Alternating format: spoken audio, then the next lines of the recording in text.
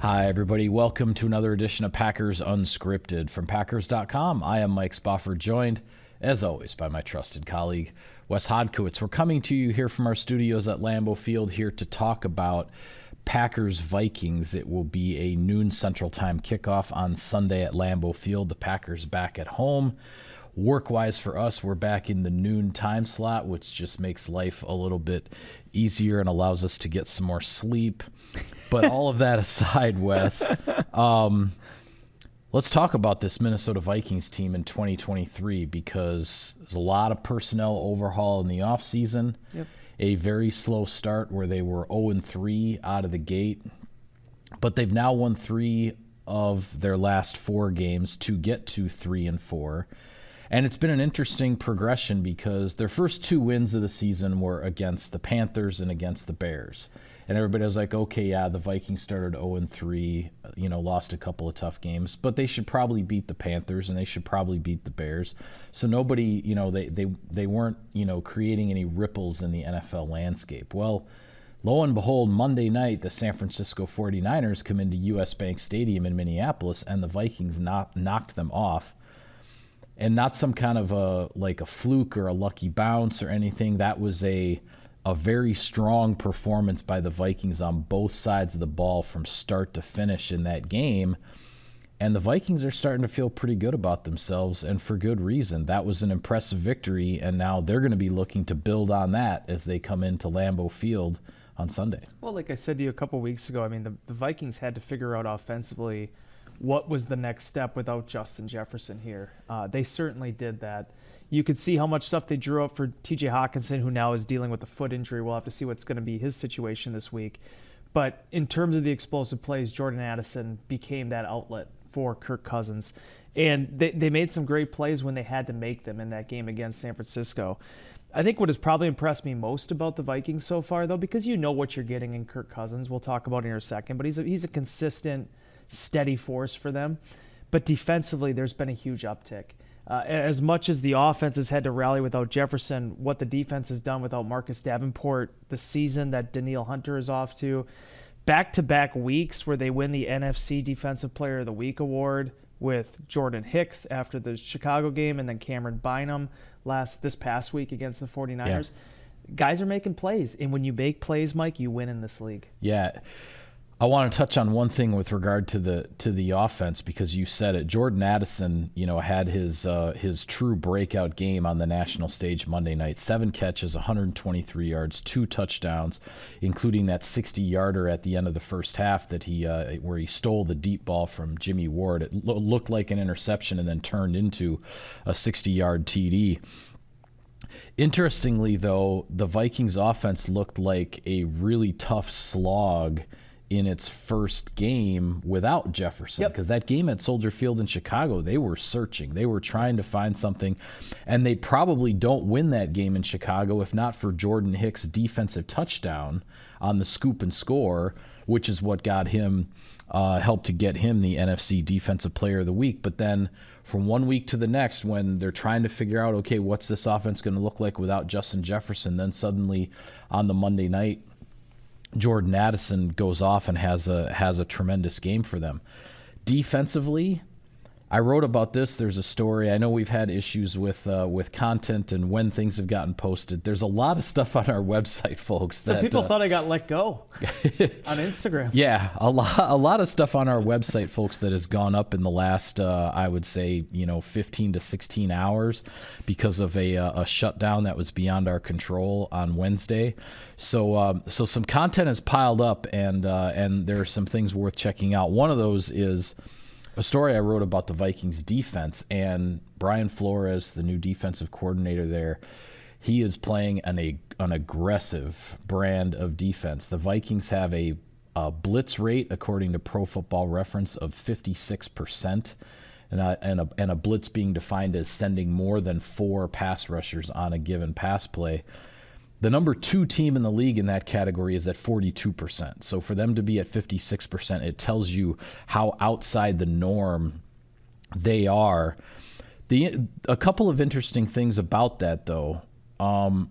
It seems that the biggest beneficiary as far as the pass rush goes with all of the blitzing has been Danielle Hunter. I think the blitzing has created a lot of one-on-ones for Danielle Hunter, and he's very difficult to block one-on-one. The Vikings have 19 sacks this year, 9 of them from Danielle Hunter. He is the guy who is getting to the quarterback, and I think it's Brian Flores' style of defense that is creating those opportunities for him. Yeah, and Hunter has to be pleased about this too, because the way they're utilizing him, I mean, he's lining up over the center at times. You know, he's working off the edges. I mean, I think more than any other, and Mike Zimmer's a great defensive mind, but the way they've sort of opened the box here on Hunter, and Mike, I'll be honest with you, I had a lot of questions, because when you hear, 5-10 years ago, you hear neck surgeries and things of that nature, you really wonder, hey, what does that mean for a player's long-term prognosis and their viability in this league? And Danielle Hunter has come back and been a force for them. This year, they made some significant changes with that defense. Darius Smith goes down to the Cleveland Browns. They kind of said, hey, we're going to bring in Marcus Davenport, but a lot of this is going to be on Hunter to be our lead guy, and he's done that. But one of the big reasons too, and I haven't been able to really do anything with this yet this week, but it's just from watching the Vikings this year.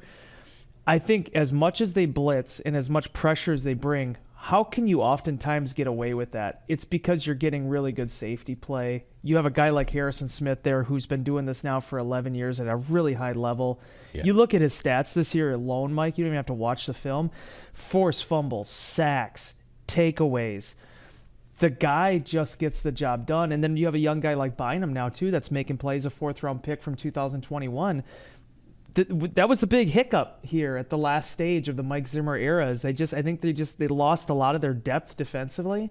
And I think you've slowly seen them build that back while still having some of those staples that we've known for so long. Yeah, absolutely. I think what the Vikings have hit on with Cam Bynum as that partner at safety with Harrison Smith is really something. Bynum actually, as you mentioned, gets the NFC Defensive Player of the Week. He has the interceptions, 2 in the fourth quarter on San Francisco's 2 possessions as they were trying to rally to steal that game back away from the Vikings. We saw it a few years ago.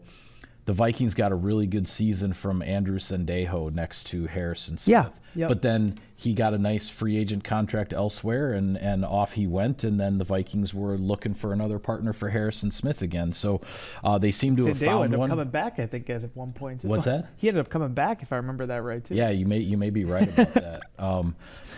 But now they seem to have found one with Bynum.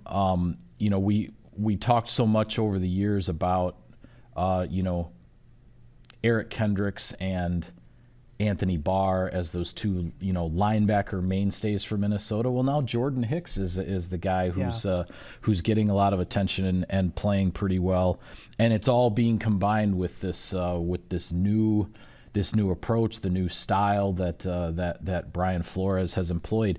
Interestingly, though, when you look at the statistics overall, for as much as the Vikings blitz, 19 sacks is a decent number. As I said, 9 of them by Danielle Hunter. 19 sacks is tied for 10th in the league. But opposing quarterbacks are still completing 74% of their passes against the Vikings, and the overall passer rating for opposing quarterbacks against Minnesota is around 102. Mm-hmm. So it's not as though defensively the Vikings are dictating everything and dominating or whatever. Their blitzes have been beaten. They've taken some chances. They've paid the price in certain respects. But Brian Flores is sticking with this style. This is who the Vikings are. This is who they're going to be, and they're going to ride or die with it, so to speak. It presents a really, really interesting challenge for the Packers. Not only because Jordan Love is a first-year starter at quarterback, he hasn't really faced a defense like this before, but the Packers up front with their offensive line. The pass protection, I thought, was maybe the biggest strength of the offense through the first 3 weeks of the season, even when things were, went south for a while in the New Orleans game in week 3, and then the Packers came back and won. Those first 3 games, the Packers' pass protection was quite good. The next 3 games, the pass protection hasn't been so good, and now here come the Vikings with this blitz-happy package. Yeah, and that's really going to be where can the Packers try to take advantage of that. It's the screen game. It's some of the short game stuff, the quick game stuff, getting to a rhythm, something that Jordan Love talked about, making sure that you find when the opportunities are there and you're in a good spot, getting the most yards out of those plays, explosive plays. It was a big, buzzword too in the locker room on Wednesday. Guys just looking to make bigger things happen. The thing that's interesting about the Vikings is that pretty much they're 15 across the board. They're right there. Sacks, total yards, passing, everything's just kind of right there. Takeaways, in the middle. All that, right in the middle. The Packers have to find a way to get them on their heels the way in which they were on their heels earlier this season. Maybe that doesn't happen. Maybe enough young guys have stepped up. Maybe you have a guy like Hicks in the middle of that defense who's kind of had a revitalization of his career. People kind of forget, like Arizona kind of shipped him out at the end of that run there. Yeah. And he resurfaces with the Vikings, has played really good ball for them. Because Hicks has been around for probably 8-9 years already in the NFL. But at the end of the day, Green Bay needs to be able to maximize the chances that they're presented with that blitz game, whether that's getting the run game established or the screen game, just Jordan Love feeling like himself again. But Mike, you are right. The Packers' offensive line, that was seen as one of the big strengths of this unit going into the year when you had David Bakhtiari and Elton Jenkins standing there. You don't have that combination anymore. How is the adjustments going to be made throughout the course of the season to make sure that they talk about it time and time again, the effort's there, but the execution is so pivotal, not only to Love, but also with that run game. Yeah, absolutely. I want to get a little bit more into keys to victory here in a minute, Wes, but first I'll take care of some sponsor business. Sirius XM NFL Radio delivers hard-hitting analysis and up-to-the-minute NFL news that true football fanatics need 24/7. 365. And at Cousin Subs, we have something for everyone, like our Wisconsin cheese curds, mac and cheese, golden fries, and creamy shakes, all paired with your favorite sub or sub in a bowl. Cousin Subs, 50 years of better. All right, when it comes to keys to victory, I'm gonna dovetail a little bit off of what you said with regard to, the Packers are looking for explosive plays. You have to try to maximize on certain opportunities. And yes, you need to get chunk plays in this league. They can help turn the tide. They jumpstart the offense. They get things going. They put the defense on its heels.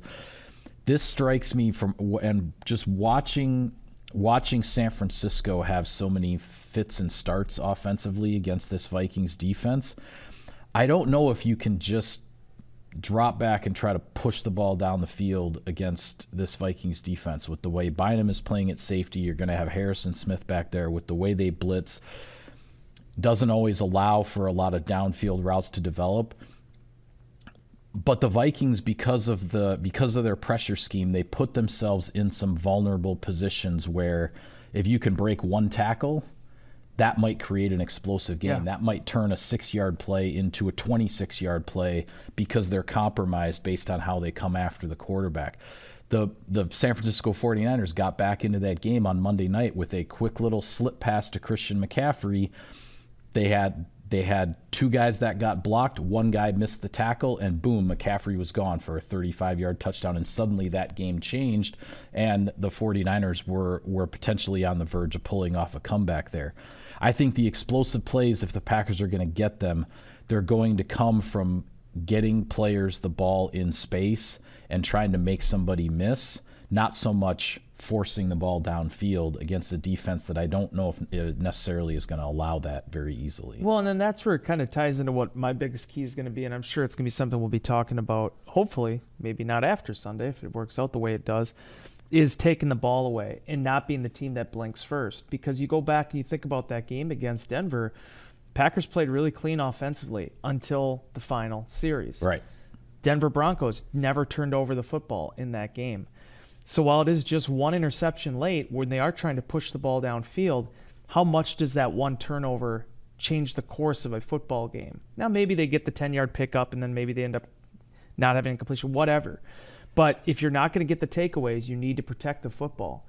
And for the Green Bay Packers, they need to get more movement on those two sides of things. And I think defensively, for the Packers having as strong of a showing as they did against Chicago. Now, mind you, Bears are going through some big transition points in that Week 1 game, but that was their only fumble recovery of the season in that game. 2 of the interceptions, if my memory serves correctly, and they only are sitting on 5 takeaways at this point now going into week 8. The only takeaways since week 1 are the 2 Rudy Ford interceptions against the Lions and against the Raiders, right? Sewell had the interception, Quay had the interception, and unfortunately Quay dropped the one against the Falcons. Yeah, and Ja missed one against the Falcons as well. And then they've kind of not, the opportunities haven't been there. Yeah. So, I mean, you have to be able to create yourselves opportunities. And for Green Bay to start the way they did, I would have never thought, sitting here in week 8 now, they'd be tied for the bottom of the league right now in terms of, where they're at and generating turnovers. Yeah, and that's always a tough one because obviously, as the old saying goes, and Larry McCarron said it on our 3 Things video that we shot on Wednesday, that turnovers can come in bunches, and that's what happened for this defense last year. I mean, that 4-game winning streak at the end of the year that got the Packers back in the wild card hunt, that was very much fueled by turnovers defensively. The Packers were taking the ball away, doing it on a regular basis, and it really provided the rocket boost to what became a 4-game winning streak. You always have to be careful though, right? Because if you're trying to force the issue too much with regard to turnovers, that's when tackles get missed. That's when a short pass can rupture into a big gain.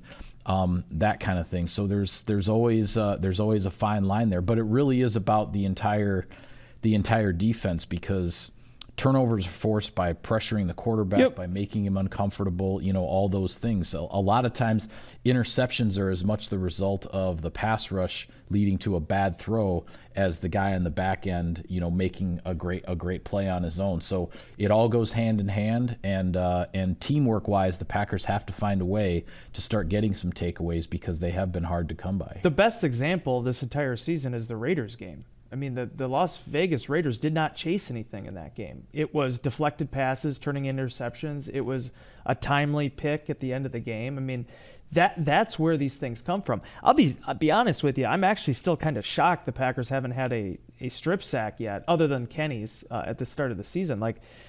That part of it has really been surprising to me, just with the way that Rashawn Gary has rushed the passer and the amount of force that he's been going into guys. That's a credit to the quarterbacks to be able to hold on to that thing. But, it's right there for them, and they have to make these things happen, especially against Kirk Cousins. I mean, you and I have talked about this all week long, Mike. He has 105 career passer rating against Green Bay. He's 5-5 all time against them. You look at that 5-1. 5-5-1. Sorry, to be clear, get that correct. There's the one tie in there. But go back to what was the most probably dominant performance Green Bay had against him. It was last December. Yeah, and it was their biggest win of that season, while the Vikings were basically getting ready for a playoff run. Yeah, that was by far Kirk Cousins' worst game as a quarterback against the Packers. He threw 3 interceptions. The Vikings offense never really got going until the game was well out of hand. Even his statistics in that game were somewhat misleading, because until the Vikings, got some points late that didn't really matter. It was a really, really awful day for Minnesota's offense. I mean, can the Packers somehow do that to the Vikings offense again? We'll see. I mean, Justin Jefferson's not out there. Jordan Addison is going to be a big part of this thing, and TJ Hawkinson is going to be a big part of this thing too. There's some major challenges for Green Bay, even though Justin Jefferson is on IR. Yep. No, it's going to be a real challenge. And that's why Green Bay, like we said last week going into Denver, you cannot take any of these games for granted at this point, because, Michael, it does not get any easier than this stretch. You're getting 3 of 4 at home. You're playing all these things at noon games. And then on the other side of it, you're looking at Detroit and Kansas City. So you have to be able to get some wins here. Yeah, when you look at things from the Vikings' perspective, too, they're like, as we mentioned at the top of the show, they started out 0-3. They're looking at this as, okay, we can come into Lambeau Field. If we can beat the Packers, get to 4-4, then it's almost like they're starting over. They get a clean slate. They get back to 500. That's what the Packers were hoping for with Denver. If the Packers could have gotten the win in Denver, you're 3-3, and kind of you throw everything out the window and try to move forward, but you don't get that victory, and now you're still chasing, you're still building. So the Packers are trying to do that. The Packers are trying to prevent the Vikings from getting to that restart point at 500. 2 teams, for what still counts as an early season game, two teams that are still very much trying to find exactly what direction they're going to go here. And what a victory does in the National Football League. I mean, this is kind of a topic that I know Aaron Rodgers touched on with Pat McAfee this week. One win changes everything. Mm-hmm. I mean, you look at the Minnesota Vikings, even what I wrote on Monday originally for our Insider Inbox column, and then they come out and they play the way they did against San Francisco. The New York Jets. I mean, now you're listening to some of these things this week with the Broncos talking about how they want to end their losing streak to the Kansas City Chiefs. It's been 16 in a row or whatever like that. Yeah. One win. It's crazy, man. Yeah. This is a crazy, crazy league. Couple other games I wanna mention, just because it's a very curious schedule in the NFL this week. In Week 8, there were two what you call the cross conference games that kind of caught my eye. One is Cleveland is at Seattle, and the other one is Cincinnati is at San Francisco. I think both of these are really intriguing games in terms of teams that obviously don't face each other very often. Cleveland's still going with P.J. Walker at quarterback. Deshaun Watson won't be able to play. Don't look now, but the Seattle Seahawks are 4-2 and now have a home game with a chance to get to 5-2. And then the Bengals, they got themselves back to even. They're at that 3-3 point where they're going to try to jumpstart and move forward. But they have to go to San Francisco and play a Niners team now that has suddenly lost 2 straight after a 5-0 start. Exactly where are things with San Francisco and the offense with the injuries they're dealing with Deebo Samuels and Trent Williams and guys like that. Those 2 games just really intriguing to me in terms of sort of that uncommon opponent type stuff. And just to give credit again to the Vikings, I mean, they responded better without their top wideout than the 49ers did. Now, I know Samuel is not the same type of receiver. They'll use him in 60 different ways, but that offense really struggled without him there. I thought that was sort of the running mate to Christian McCaffrey, and they lost something without him on the field with that shoulder injury. But yeah, this whole week, Mike, I mean, look at all these matchups. When you talk about it, the Rams going up against the Cowboys, that's a huge game for both of those teams. C.J. Stroud taking on Bryce Young.